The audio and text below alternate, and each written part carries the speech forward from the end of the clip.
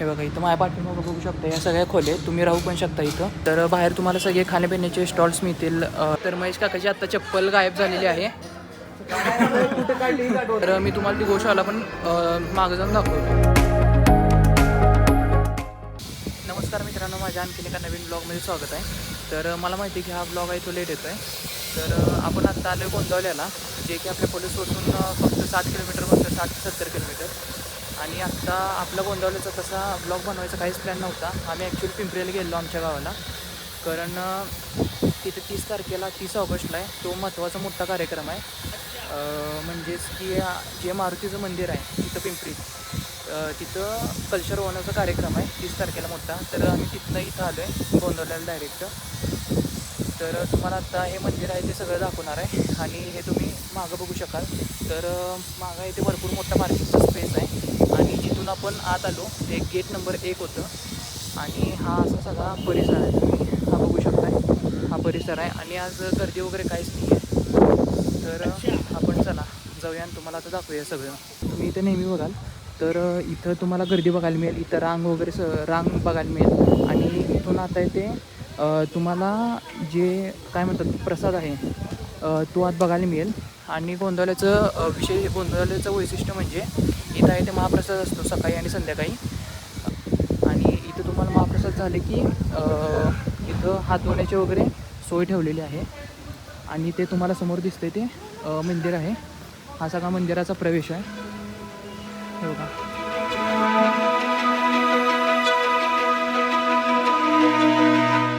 ते आहे ते गेट नंबर 3 आहे. समोरचं आहे ते, समोर दिसतंय ते.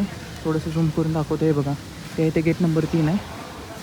इथून पण आत जाण्याची सोय आहे महाप्रसादाला. इथं हात धुण्याची सोय आहे तुम्हाला. हे समोर बघत असाल ते गेट नंबर 2 आहे.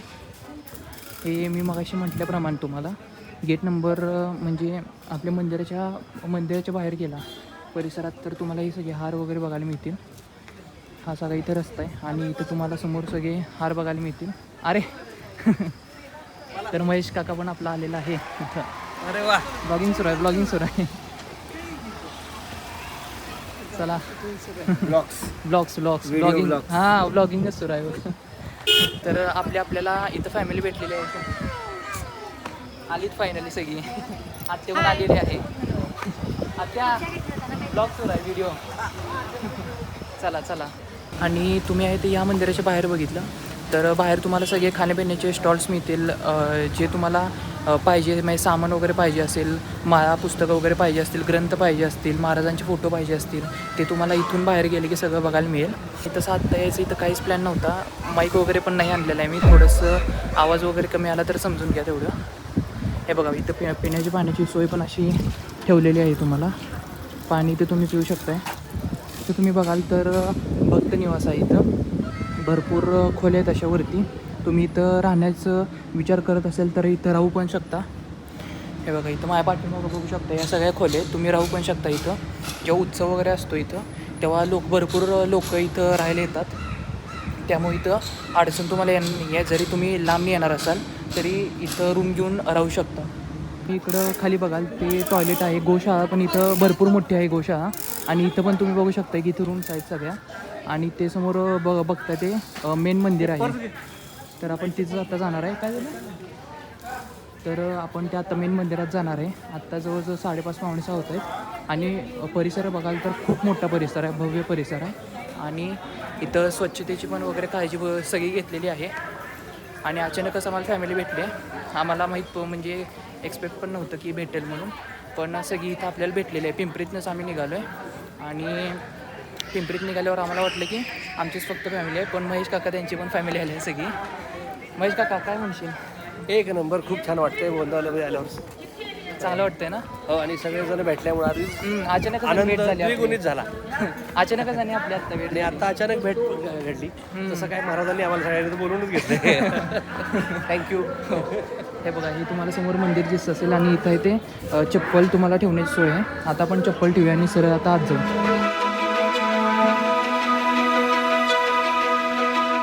इथं आहे ते बहुतेक आत काहीतरी कीर्तन चालू दिसतंय मला.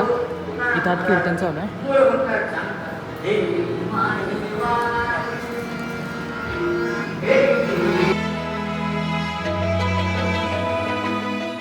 दर्शन झालेलं आहे घेऊन. आत मोबाईल अलाउड नव्हता, त्यामुळे मी माझ्या खिशातच मोबाईल ठेवलेला आहे. कॅमेरा ओपन आत केलेला नाही आहे. बाहेरचं तुम्हाला परिसर पण सगळा दाखवतो कसा आहे ते. मी बघाल तो सगळा हा बाहेरचा परिसर आहे. समोर पण रूम्सची राहण्याची सोय आहे.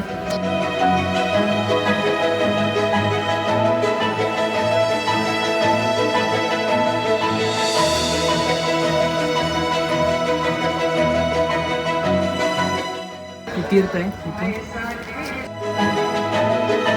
तर इथं दरवर्षी म्हणाल तर महेश काळे पण येतात त्यांच्या कार्यक्रमासाठी. मी गुलालाच्या अगोदर येतात ना यश, गुलालाच्या अगोदर येतात. तर मागच्या वेळी जेव्हा गुलालाच्या अगोदर आलेले तेव्हा मी इथंच होतो. त्यांची भेट पण घेतलेली आहे महेश काळेंची. मी त्यांना चित्र काढून दिलेलं, तर तो मी फोटो या स्क्रीनवर टाकतो. तर भरपूर मोठा कार्यक्रम असतो, जवळ हजारो लोक असतात कार्यक्रमाला. आणि हे जास्त लांब नाही आहे. जर तुम्ही पलूस कुंडलवरून येणार असाल तर 60-70 किलोमीटर फक्त बसतं आहे. तुम्ही एकदा नक्कीच येऊन जावा. इथं गोशाला पण आहे मागच्या साईडला, खूप मोठी गोशाला आहे. ते आता उघडे असते का यश गोशाला माहीत नाही. जर उघडे असेल, जर शक्य असेल तर मी तुम्हाला ती गोशाला पण मागं जाऊन दाखवतो. तर महेश काकाची आत्ता चप्पल गायब झालेली आहे. कुठं काढली हेच आठवत नाही आहे. गाडीत ठेवलीस का तू? आठवेनाच झाले, गायब झाले चप्पल. नंदू मामाची पायात चप्पल आहे आणि उडकत होता कुठे चप्पल गायब आहे म्हणला. तर चला, आपलं दर्शन झालेलं आहे. आता आपण प्रस्थान करूया आपल्या घराकडे. तुम्हाला समोर दिसतंय ते आईसाहेबांचं हे मंदिर आहे. आणि इथं आता इथे कार्यक्रम होतात ना रे इथं.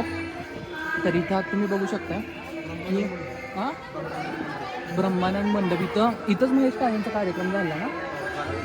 इथंच महेश काळेंचा गाण्याचा कार्यक्रम झालेला. आणि त्याच दरवाज्यातून मागची बाहेर आलेले. आणि त्यांनी एक मागची रूम घेतलेली. त्या रूमच्या इथे जाऊनच आम्ही गाठभेट घेतलेली. आणि इथं तुम्ही बघू शकता हे आईसाहेबांचं मंदिर आहे. जर जवळ जाऊन तुम्हाला दाखवतो.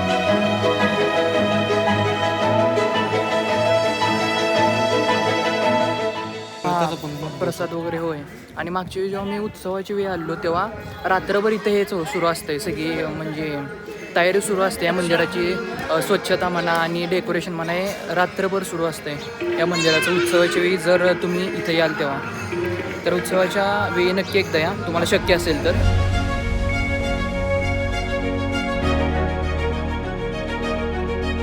हा इथे पुढचा परिसर आहे मंदिराचा. आम्ही आत्तापर्यंत मागणं तुम्हाला दाखवत होतो. हे ते मेन गेट आहे ना एंट्रन्सचं. हे दिसतंय तुम्हाला समोर मेन गेट आहे. आपण आहे ते मागची गेटनं आलेलो. हे बघा, हे समाधी मंदिर आहे. आणि इथं आत कार्यक्रम सुरू आहे. हे बघा, कार्यक्रम तुम्हाला दिसत असेल समोर. आणि ते समोरच्या स्क्रीनवर तुम्हाला आतलं हे पण दिसत असेल स्वामींचा फोटो. इथं काही कॅमेरा अलाउड नव्हता, त्यामुळे आम्ही काही शूट केलेलं नाही. आणि इथं पण तुम्हाला चप्पल काढण्याची व्यवस्था आहे. तर हे तुम्ही एकदा सगळं परिसर बघून घ्या कसा आहे ते. खूप मोठा परिसर आहे, भरपूर भव्य असा परिसर आहे. त्याचबरोबर समाधी मंदिरच्या तुम्ही समोर बघत असाल तर हे बत्ताशे घोड्यांचं स्मारक आहे. गोंदवलेकर महाराजांचा 32 घोडा होता, त्यांचे स्मारक उभा केले. हे बघा, बरोबर समाधी मंदिराच्या समोरच आहे.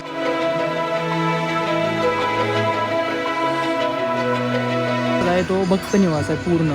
इथं सगळे तुम्ही राहू शकता. इथं कार्यक्रम वगैरे जेव्हा असेल तेव्हा इथं तुम्ही असं राहू शकता. लांबनं वगैरे आला असाल राहू शकता. खूप मोठा परिसर आहे.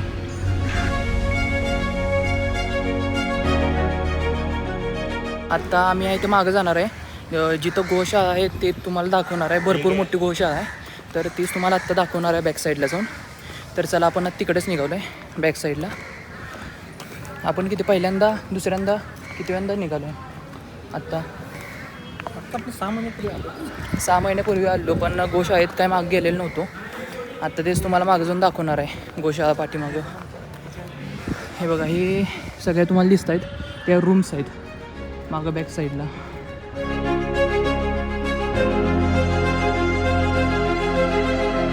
मला ही समोर दिसत असेल ही गोशाळा आहे. तिथंच आपण निघालो आता तुम्हाला दाखवायला सगळं. हा तुम्ही मागचा बॅक साईडचा परिसर बघू शकता मंदिराचा कसं आहे ते. तिथून पण तुम्ही येऊ शकता त्या साईडनं, आणि इथून पण जागा आहे तुम्हाला यायला. हे बघा, ही गोशाळा सगळी आहे बघा ही. बघा दोन्हीकडे गोशा आहे, इथं पण एक आहे आणि तिथं पण एक आहे, पण हे आत्ता बंद आहे. हे बघा हे इथं छोटे छोटे वासुर आहेत, इथं बारके. पलीकडे आहे ती मोठी आहे आणि त्या बाजूला एक आहे. हे बघा ही एक आहे.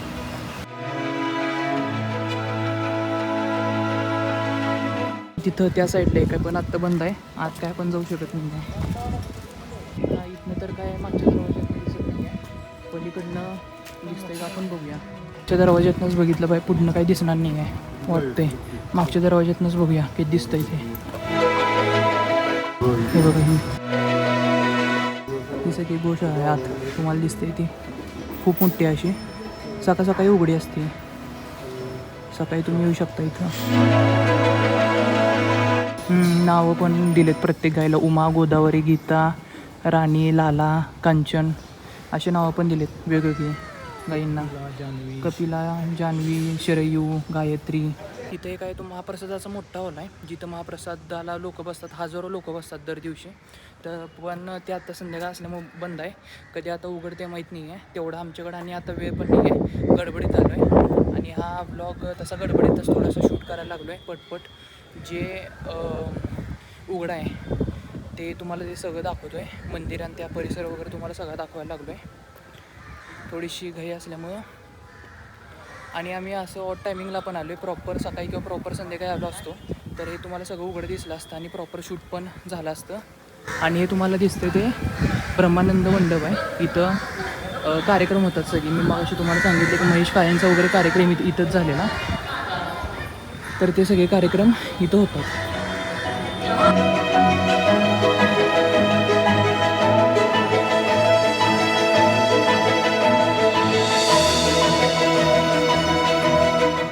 बाय 29ला भेटूया आपण. Bye bye bye. हे मागाशी तुम्हाला दाखवलं, ही महाराजांची दुसरी पत्नी आहे, ते मागाशी तुम्हाला दाखवलं. हे तुम्ही बघाल तर महाराजांचे जन्म वगैरे सगळे जीवनपट आहे महाराजांचा. आणि ते तुम्ही बघू शकाल तर ते नित्यक्रम म्हणजे किती हे आहे. सकाळी 4 वाजता पहाटे मंदिर उघडं होतं, 4 ते रात्री 9:30पर्यंत असते. तर हे तुम्ही व्हिडिओ पॉज करून बघू शकता. पहाटे 4ला असते ते पहिली घंटा, नंतर भोपाळ्या काकड आरती वगैरे असते. हे तुम्ही पॉज करून व्हिडिओ वाचू शकता. आणि प्रसाद असतो आहे तो दुपारी 12:20ला असतो आहे. तर इथं 12:20ला तुम्ही येऊ शकता, प्रसाद घेऊ शकता इथं 12:20पर्यंत. आणि 9:30ला संध्याकाळी असते ते शेजारती असते. सायंकाळचा प्रसाद आहे ते 8:30ला असतो आहे. हातपाय धुण्याची पण जागा आहे, तुम्ही हातपाय धुवून आत दर्शनाला जाऊ शकता. आणि इथून पुढे गेलं की महाराजांचं स्थापन केलेलं राम मंदिर आहे. त्यांच्या घरामध्येच त्या मूळ मूर्ती महाराजांनी स्थापन केलेल्या आहेत, ज्या मूर्तींनी महाराज हयात असताना 2 वेळा अश्रुपात केलेला आहे. आणि त्यांच्या घरामध्ये विठ्ठल रुक्मिणीच्या मूर्ती पण आहेत, जे त्यांच्या वडिलांना का आजोबांना कुणाला तरी त्यांच्या शेतामध्ये सापडलेल्या होत्या.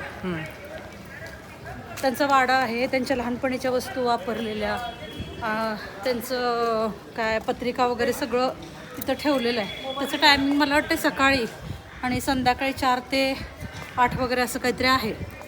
ते पण बघू शकता तुम्ही जाऊन. हे ते देणगी ऑफिस आहे, त्याचं आपण देणगी ऑफिस आहे हे. सगळं इथं साहित्य वगैरे मिळतं. आणि याचं टायमिंग बघायला गेलं तर सकाळी 7:30 ते 12, दुपारी आहे ते 12:45, मी 1:45 ते 2 वाजेपर्यंत, आणि संध्याकाळी 4 ते 6 वाजेपर्यंत आहे. आत्ता आमची आहे ती देणगी देऊन झालेली आहे. त्याच देणगीबरोबरच तुम्हाला इथं आपलं अनुग्रह वगैरे पण भेटेल, तर ते पण तुम्ही करू शकताय, घेऊ शकता अनुग्रह. आणि त्याचबरोबर तुम्हाला छोटी मोठी काही साहित्य माळा वगैरे पाहिजे असतील तर ते पण तुम्हाला आत मिळेल. आणि हा व्हिडिओ जर तुम्हाला आवडत असेल तर प्लीज चॅनलला लाईक, शेअर आणि सबस्क्राईब नक्की करा. तर मला माहिती की खूप दिवसानंतर व्हिडिओ येतो आहे, यापुढचे पण आपले व्हिडिओ येत जाणार आहेत, कंटिन्यू थांबणार नाही आहेत. आणि इथं गेट तुम्ही बघू शकताय, जवळजवळ 3 ते 4 गेट्स आहेत. तुम्ही कुठल्या पण गेटमधनं आत येऊ शकताय. तुम्हाला ते मगाशी समाधी मंदिराच्या समोर मेन गेट पण दाखवलं असेल. तर आणि इथं आम्ही आता आहे ते परत निघालो आहे गाडीकडं. आम्ही आहे ते आता राम मंदिरकडे जाणार आहे, तिथला पण तुम्हाला दाखवणार आहे राम मंदिरच्या इथलं. हे समोर दिसतंय तुम्हाला पार्किंग आहे, हे बघा हे पार्किंग आहे. मी आत्ता गाडीकडेच निघालो आहे. पार्किंगची इथेच तुम्ही जवळ बघाल तर इथे एक शू स्टँड आहे. इथं पण तुम्ही चप्पल काढू शकता आणि पुढे जाऊन पण चप्पल काढण्याची व्यवस्था आहे. आणि पार्किंग पण तुम्हाला मगाशी दाखवलं खूप मोठं पार्किंग आहे. इथं पण आणि खाली एक ग्राउंड पण आहे, मैदान पण आहे. तिथं पण तुम्ही गाड्या लावू शकता पार्किंगची. त्यामुळं तुम्हाला काहीच कमतरता नाही आहे. किती जरी गर्दी असली तरी पार्किंगची सोय आहे इथं पण आणि पुढच्या साईडला तिथं पण एक आहे पार्किंगची सोय. आता आपण आहे ते राम मंदिरकडे निघालो आहे महाराजांच्या घरी. तर तिथं जाऊन आपण तुम्हाला दाखवू ते.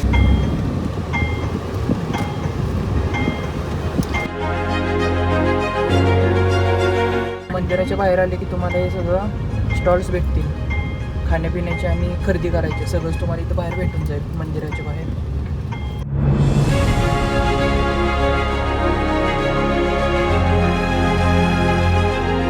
बघू शकता की गोंदवलेकर महाराजांचे प्रकट स्थान.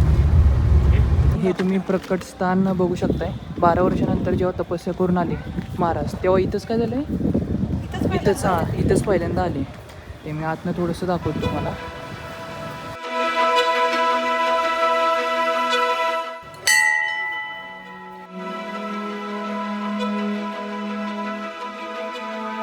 हे इथं तुम्ही समोर बघू शकता की गोंदवलेकर महाराजांचा हा ऐतिहासिक संदर्भ आहे, जे की तुम्ही व्हिडिओ पॉज करून नंतर वाचू शकता, बघू शकता नंतर. हे तुम्हाला दाखवते व्हिडिओमध्ये. हे पॉज करून तुम्ही एकदा वाचा. मला समोर दिसते ते थोरलं राम मंदिर आहे आणि हे तुम्हाला त्यासमोरच दिसते ते प्रकट स्थान आहे गोंदवलेकर महाराजांचं. तर आता इथनं आपण आत जाऊया.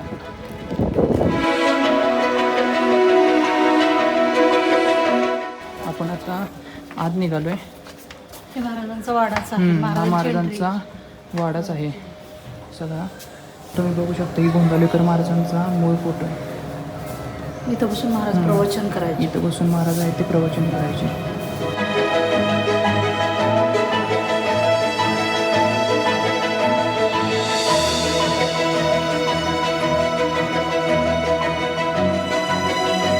इथे तुम्ही सगळं बघू शकता की मंदिराची कधी प्रतिष्ठापना केली वगैरे सगळा इतिहास आहे. व्हिडिओ पॉज करून तुम्ही वाचा, मी तुम्हाला स्क्रीनवर दाखवतो आहे. आणि त्या साईडलाच बरोबर हे मूर्ती आहेत राम लक्ष्मण सीतांच्या. बरोबर राम लक्ष्मण सीतांच्या समोरच हनुमानांची मूर्ती आहे. हे बघा, जी हनुमानाची मूर्ती दिसते ती महाराजांनी स्थापन केली आहे. ही तुम्ही बघू शकता ती.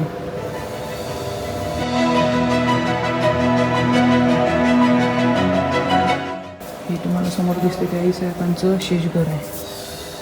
आपण आत तर जाऊ शकत नाही आहे, बाहेरूनच तुम्हाला दाखवलं आहे. महाराजांचं शेषघर आहे.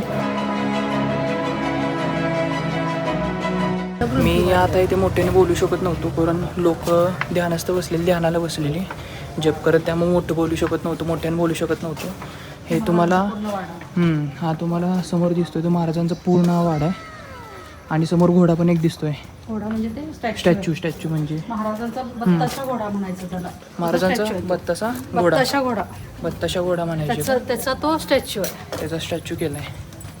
हे बघा, हे तुम्हाला समोर आपण तिथं जवळ जाऊन जरा दाखवूया. महाराजांचा घोडा आहे, बत्ताशा घोडा स्टॅच्यू आहे त्याचा. विठ्ठल मंदिर आहे.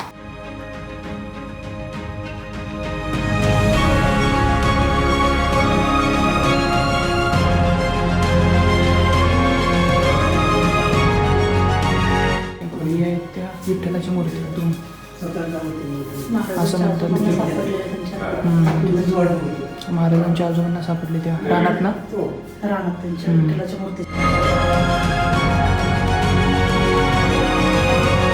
समोर दिसते ती या मंदिराची माहिती आहे. तर तिथं आम्ही घोड्याच्या इथं गेलो. ॲक्च्युली तिथनं पुढं शूटिंगला परमिशन नाही आहे कारण तिथनं पुढं आहे ते म्युझियम आहे. घोड्याच्या बरोबर साईडलाच म्युझियम आहे. मी पण पहिल्यांदाच गेलो आहे वैयक्तिक. आणि तिथं आत म्युझियमच्या आत सांगायचं म्हटलं तर त्यांचे फोटोज आहेत, त्यांनी वापरलेले कपडे, त्यांच्या वस्तू आणि महाराजांची जन्मपत्रिका वगैरे सगळं आहे. महाराजांनी खत लिहिलेले हे सगळं आहे. आणि महाराजांचा जन्म आहे ते बुधवारी झाला 1845 बुधवारी. आणि 19/2/1845 झाला जन्म बुधवारी. तर आज तुम्ही ते म्युझियम बघू शकता. चांगलं म्युझियम आहे. आता हे झाले. आता कुठे जाणार आहे आपण? आता घरीच. आता हे थोरलं राम मंदिर नाही धाकटं राम मंदिरला वेळ नाही आमच्याकडं, त्यामुळे इथं थोरलं राम मंदिरच एवढं करणार आहे. आणि इथनं आता आम्ही सरळ इथे घरी जाणार आहे. आणि आज तसं ब्लॉग बनवायचाच होता मला गोंदवल्याचा. माझ्या डोक्यात होतं की कधी तर गोंदवल्याला आम्ही गेलो तर ब्लॉग बनवायचा. तर त्यात आणायचं आम्ही इकडं पिंपरी गावाला आलो. तिथनं अचानक प्लॅन ठरला की गोंदवल्याला जायचं आहे म्हणून. मी म्हटलं आता ब्लॉग करू. जर अजून आम्हाला वेळ असतं तर प्रॉपर जरा डोक्यात प्लॅनिंग केलं असतं की कसं ब्लॉग बनवायचा, काय ब्लॉग बनवायचा, अजून चांगल्या पद्धतीनं मला दाखवता आलं असतं. पण आत्ता मी माझ्या म्हणजे जेवढं आहे तेवढं मी आत्ता मला शक्य तेवढं मी दाखवले. आणि थोडंसं वेळ पण आत्ता कमी होता. आत्ता इथे 6:30 वाजलेले आहेत. आम्हाला अजून इथनं 60-70 किलोमीटर लांब पण जायचं आहे. त्याच्या बाहेरून समोर आलं की ही तुम्हाला समोर दिसते ती बाणगंगा नदी आहे. जर हा ब्लॉग तुम्हाला आवडला असेल तर प्लीज चॅनलला लाईक, शेअर आणि सबस्क्राईब करा. तर इथं ब्लॉग मी थांबवतो. तोपर्यंत बाय.